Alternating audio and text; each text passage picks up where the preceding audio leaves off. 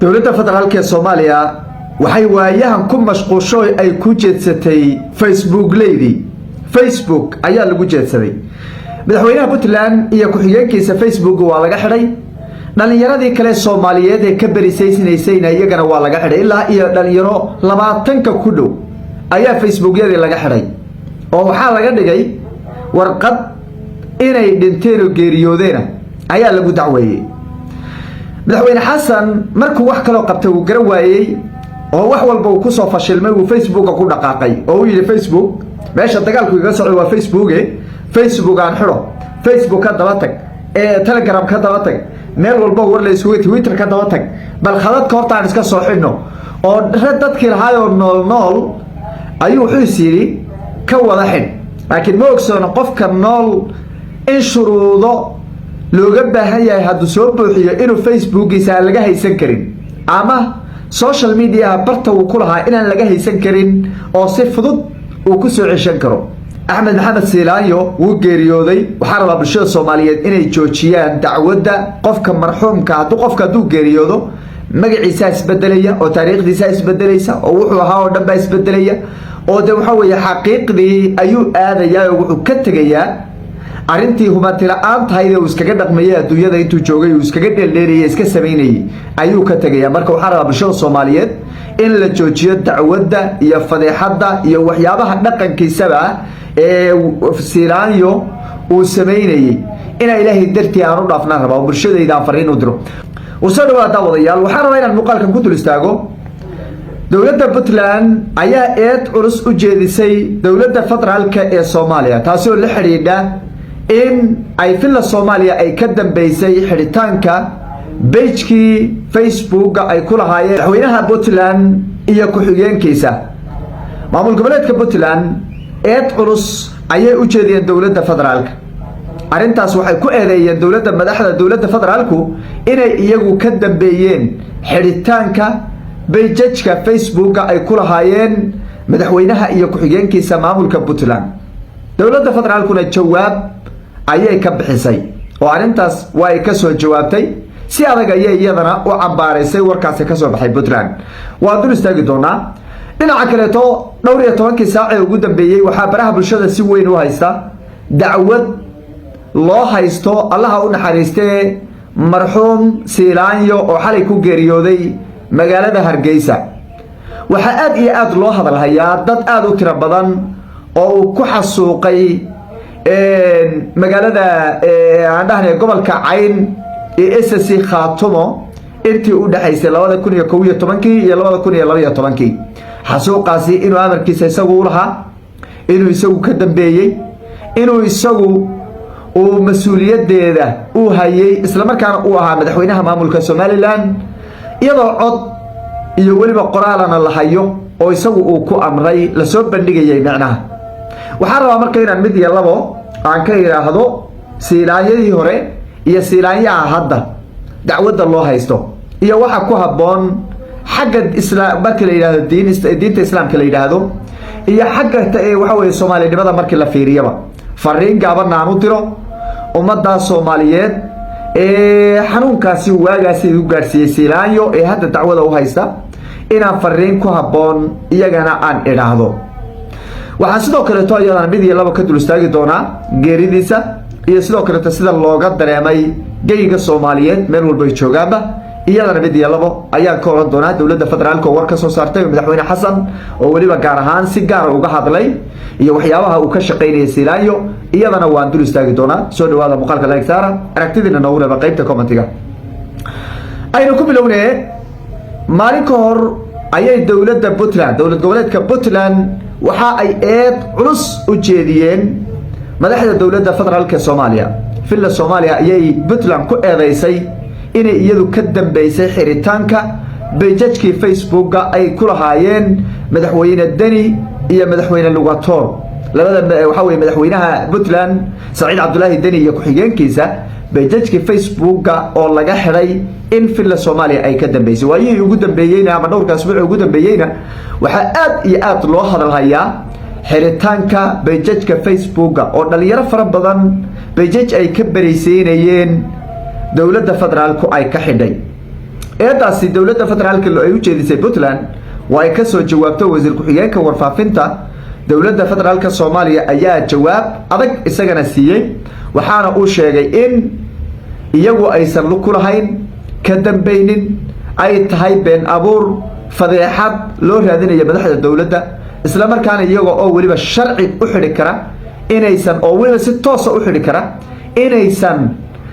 tuugaysi aysan madaxda dowladda ama filla Soomaaliya aysan sameeyeen macnaha toos baan u xidhi karnaa anaga oo idinkayna soo wargelinayna ayaan xidhi karnaaye maxaan anagu waxa way si tuugaysi ugu xidhaynaa buu jawaabtu ay u ekayd hadaba dowladda federaalku xaq ma u leedahay inay page-ka Facebook xidho dastuurku muxuu ka qabaa ma xidhi kartaa si awood ma u leedahay qaab noocee ayay u soo mari kartaa xidhitaanka Facebook tusaale aniga Facebook-ayda inay dowladda federaalku ay tiraahdo waan xidhi oo ay xidho qaab noocee ayay u soo mari kartaa dowladda federaalku asbuuciyadii ugu dambeeyay horta waxay xidhay Facebook-ya tira badan page Facebook oo qaarkood dhowr milyan wata oo dhalinyaro Soomaaliyeed ay lahaayeen ku shaqaysanayeen ka bariisaynayeen caruurahooda iyo waxa way eheladooda ay wax ugu qabanayeen ayay dowladda federaalku ay xidho gabihaanba albaabada ay iskugu laabtay wadiiqada dowladda federaalku ay u martay waxa weeye qofkan waa muwaadin Soomaali ah wuu geeriyooday baa loo maray marka shirkadda Facebook haddii loo diro document inaad geeriyootay ah page-kaada albaabada loo laabi page-kooda albaabada loo xidhi oo see la dhihi waxaa loo soo qorayaa anigoo kale tusaale magacaydoo saddexan baa lagu soo qorayaa sharciga markii la soo qoro waxaa la samaynayaa lagu lifaaqayaa teesarahayda ama sharcigayda aniga aan lahaa ee dowladdaasi ku lahaa ayaa lagu lifaaqayaa kadibna shirkadda loo diri muddo inteena buu marka xidhnaan karaa waxaa laga rabaa markaad ogaatid in Facebook-gaada ama page Facebook-gaada la xidhay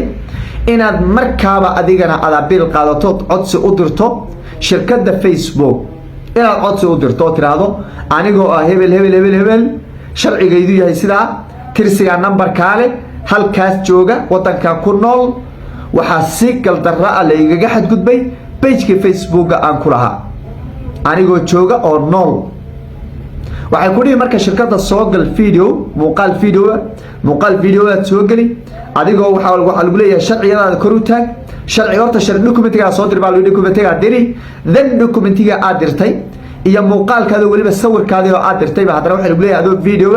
documentiga isaga gacanta ku haya soo istaag baa lagu dhihi waad soo istaagi haddii marka documentigii uu kugu registraysnaa iyo adiga face-kaadii iyo documentigii aad dirtay aqoonsigii aad dirtay ay is yeeshaan immediately waa lagu soo celinaya adiga waxa weeye aaladaadii page-kaadii Facebook ee markaas sida galdarrada lagaga xidhay dowladda marka ma ogsoona oo cilmi uma laha inaysan page-kan xidhnaan karin kharash bay ku bixisay lacag bay ku bixisay waqti bay geliyeen waa xidheen isla markiiba haddana waa la soo ceshanayaa dhalinyaradii hadda intooda badan way soo celisay marka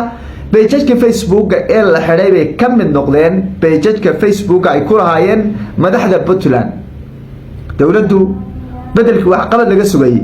waxay ku kacday akoonnadii dadku ay lahaayeen ayay ku dhaqaaqday oo lacag lagu cunayo lacag lagu bixinaya waa istusnimo weeye iyo wax qabad la'aan iyo daciifnimada meesha ay marhayaan bay ka turjumaysaa in dhalinyaro Facebook leeyahay oo Facebook-ga ka biraysayso wax la moodo oo leeyahay hebel wuu dhaliilaya hebel muxuu loo taageeri waayay hebel hadduu taageerayna waa ka xidhaynaa waa la dagaalaynaa inay maanta marayso dabeecadii iyo waxqabadkii dowladda federaalka laga sugayay halkaas bay maraysaa waa ceeb inteeda leeg weeye madaxda Puntland hadda Saciidani hadda Facebook muxuu uga baahan yahay lugator hadda Facebook muxuu uga baahan yahay waxa weeye Twitter ama X ayay ku soo gudbin karaan waxay rabaan warbaahinta ku soo gudbin karaan oo sugayso raadinaysaba oo maanta xogta ay rabaan inay ka hadlaan iyagoon lacag ku bixinin iyagoon u yeedhanin yaa haddii la yidhaahdo waxbay soo saari rabaan markaana tviyadii baa hoos taagan maxay uga baahan yihiin waqtigii loo baahnaayo madaxda maanta ay u baahnayd Facebook iyo page ay u baahnayd maba ahaba marka dowladdu marka iyada u baa ku ceebowdo filla Soomaaliya ku ceebowday taasi waa midaas xariijinaya in madaxda dawladda ay dib isku xusuustaan dhinaca kale dhowr iyo 10 saac ee ugu dambeeyay waxa si weyn baraha bulshada u haysta dacwad loo haysto Allah u naxariistay marxuum Seelaayo madaxweynihii hore maamulka Somaliland oo xalay magaalada Hargeysa ku geeriyooday marxuumka ummadda Soomaaliyeed oo tiro badan ayaa wax ka soo qoraysa oo boqol iyo dhowr qof oo hal maalin lagu dilay Kalshaale gobolka Cayn SSC Khaatumo ayuu amarkeeda isagu lahaay oo ka dambeeyay waliba uu ku digdigtay baa leeyahay dadkaas halka maalin meesha lagu dilay waa hubaal dadkoodii la xasuuqay inay wali tiraanyadii ay ku jirto inay wali dareemayaan laakiin qofku markuu geeriyoodo wuxuu leeyahay xuquuq kale iyo xaq kale oo markuu adduunka joogay uusan lahayn ayuu leeyahay waxaan rabaa marka anigoo murugada la wadaagaya eheladeydii iyo dadkaydaas dacwadda haysta ee soo qoraya dhanka kalena xusuusan marxuumkaasi maanta xaqiiqdii faham maanta waxa weeye helay gaadhay maanta meeshii loo wada socday aaday adduunyada ka tagay ka qalab qaatay in aan iswaafajino labada dhinacba oo aan waxa weeye fariin u diro waliba dadka nool ee maanta dunida jooga ee wax ka soo qoraya waxaan rabaa inaan idhaahdo ninka maanta waa marxuum magaciisa baa isbedelay oo marxuum buu isku bedelo Seelaayo marka hore ahaa hadda waa marxuum taariikhdiisa baa isbedeshay oo maanta waa Allah u naxariistaa la leeyahay shalayna waxa la lahaa halgamaa waxaan rabaa marka inaan idhaahdo qoraalkaas hala joojiyo baraha bulshada ha laga saaro dacwada ha la daayo adiga maanta soo qoraya barito marxuum baa tahay waa la geeriyoonayaa inta nool ee waagaas kula jirtay dambiga ha lagu koobo dhacdadaasi argagaxa badnayd xasuuqaasi la geystay raggii la geystay ee mas'uuliyadda la hayay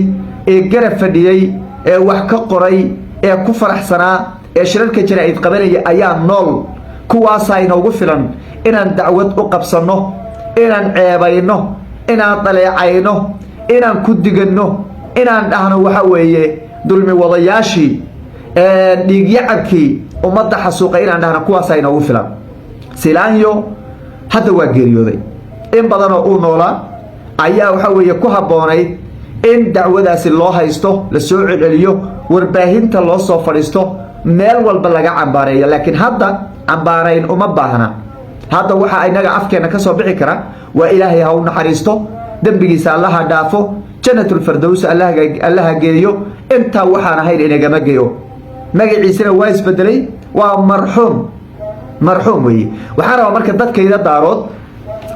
dhacdadaasi u soo taagnaa ee ay dhibayso ee weli qulubtooda ay ku jirto xasuuqii dadkii shacabka ah ee Kalshaale lagu xasuuqay waxaan leeyahay ilmaadayaalow samra kuwa waa geeriyoodeen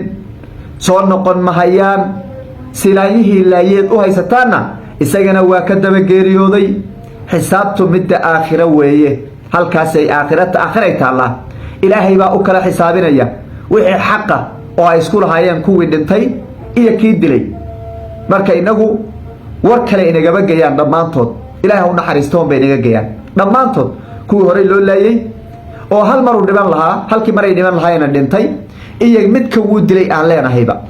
waxaan leeyahay marka warbaahinta SSC Khaatumo ee arintaasi soo qoraysa iyo dhalinyarada wariyaasha ee beejadkooda ku taabacaya arintaasi dib ha uga laabtaan waa marxuum hadda ninkaas ragii la dilay baa jooga Muuse Biixi baa kamid ahaa waxa kamid ahaa ninkale Salmaan Gaal baa kamid ahaa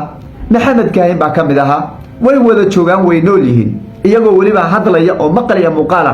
ayay joogaan oo baraha bulshada ay ku jiraan kuwaas wixii aan u qabsanayno iyo wixii aan dhahno laakiin ninkaas waa geeriyooday ilmaadeeryaalow mar dambe ayaan wax la soo qorin wixii la soo qorayna beejajka ha laga saaro ayaan leeyahay beejaj badan baa lagu soo qoray TV-yada SSC Khaatumo qaybo badan oo kamid ah lagu soo qoray waxaan leeyahay arintaas ha laga saaro beejajka laga saaro ayaan leeyahay fariintaas ha laga gaarsiiyo muhiim ah inaan dhaho page hebel iyo Facebook YouTube waxa way TV hebel baa soo qoray muhiim ah waa dareemi kartaan kulay SSC Khaatumo TV-yada oo lagu soo qoray hadaan ayidhi kuwooda de ugu afdheer ee waliba gudaha ka soo warrama waa fahmi kartaan kulay dhinaca kale madaxweyne Xasan Sheekh Maxamuud ayaa ka hadlay geerida Siilaanyo falcelin xoogan baana ka dhalatay qoraalka uu soo dhigay bartiisa madaxweyne xasan sheekh maxamuud madaxweyne xasan wuxuu yiri Siilaanyo waxaa ka go'nay biiri oo ka shaqeynayay midnimada ummadda Soomaaliyeed iyo sidii loo iskugu soo celin lahaa bulshada Soomaaliyeed ee Waqooyi iyo Koonfur anigu kulay ma arkin hal meel oo Siilaanyo uu ku leeyahay bulshada Soomaaliyeed baan isku soo celinaynaa oo inaan midnimadooda ka shaqeynaan rabnaa waligay ma arkin hal qoraal iyo hal cod oo Siilaanyo uu ku soo dhigay ma arkin anigu arinta shacabka gobolada Waqooyi waa ka xanaaqeen anaga naftirka anaga taariikhusan lahayn marxuumka in maanta isagoo geeriyoodo iska difaaci karin dusha laga saaro ma doonayno aad baan uga xunahay xasan arinta wuxuu uga gol lahaa garan maayo de marxuumku waa geeriyooday hadda allah u naxariisto Siilaanyo wuxuu ahaa oday Soomaaliyeed siyaasi Soomaaliyeed nin rugcada ah xilal badan soo qabtay waayo badan u soo joogay taariikhdii Soomaaliyeed intaas kaga filan xasan inuu ku gaabsado laakiin wuxuu yiri Siilaanyo ka shaqeynayay midnimada ummadda Soomaaliyeed Siilaanyo kama shaqeynayay ummadda Soomaaliyeed midnimadeeda balle wuxuu ka shaqeynayay kala fogaanshaha in Soomaaliya ay si kala fogaato marka in taariikh isaga uusan lahayn dusha laga saaray waa gaf kale oo markaasi waxa weey marxuumka loo gafayay way waa mid hadda aan ka hadlayeen laha war wuxuu geystay hadda xisaabtiisa aakhirey u taalaaye ilaahay baa waxa weey ka xisaabinaye daaya aan leeyahay way oo sida ku daaya aan leeyahay way marka arintaas shacabku si weyn bay uga gadoodeen falcelin xoogan ba ka dhalatay 12 saac ee ugu dambeeyay si weyn ayaa loo hadal hayay si kastaba marxuumka hadda waa geeriyooday maamulka Somaliland waxay shaaciyeen in maalinta Isniinta aas qaran loo sameyn doono ama waxa weeye la iskugu imaan doono oo lagu aas doono magaalada Hargeysa wayna weegi doonaa wixii ka soo korro muuqaaladeena dambe ayaan idinku soo gudbin doonaa haddii